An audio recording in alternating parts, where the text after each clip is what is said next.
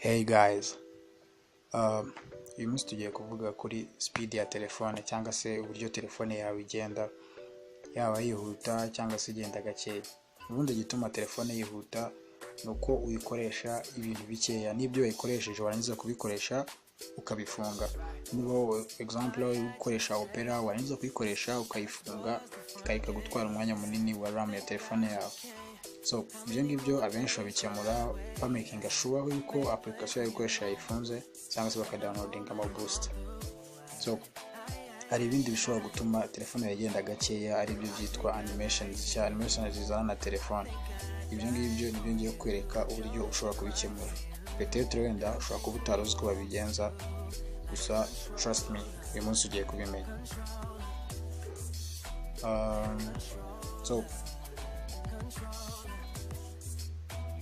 murabona ko telefone yanjye iragenda bisanzwe, si gake cyane ariko nta nubwo iri na kwihuta, ariko urebye ni gakeya paraporo yuko gakwiye kugenda. So murabona ko iri kugenda gake, urafungura ikintu kikaza wategereje.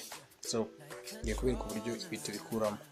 Peut-être wenda nawe byakubagaho kuri telefone yawe ukabona ufungura ikintu kigatinda kiza se, so na animations bitera, tugiye kubikuramo. So bajya muri settings, ushake developer option, nusanga utayifite ujye muri about phone, ujye kuri build number ukandeho inshuro 5, urahita kubwira ko wabaye developer, so nyine nsanzwe ndiwe, then urahita ubona developer option, then umanuke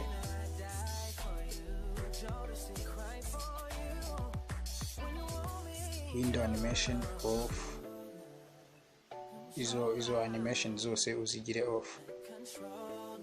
So dusubire inyuma, urabona ko telefone none iri gukora neza, iri gufungura ikintu ukahita ukibona. So urabona ko biratandukanye. So I hope you do it, kandi ndakeka ko biri buze gukemura ikibazo cyawe. Thank you for watching.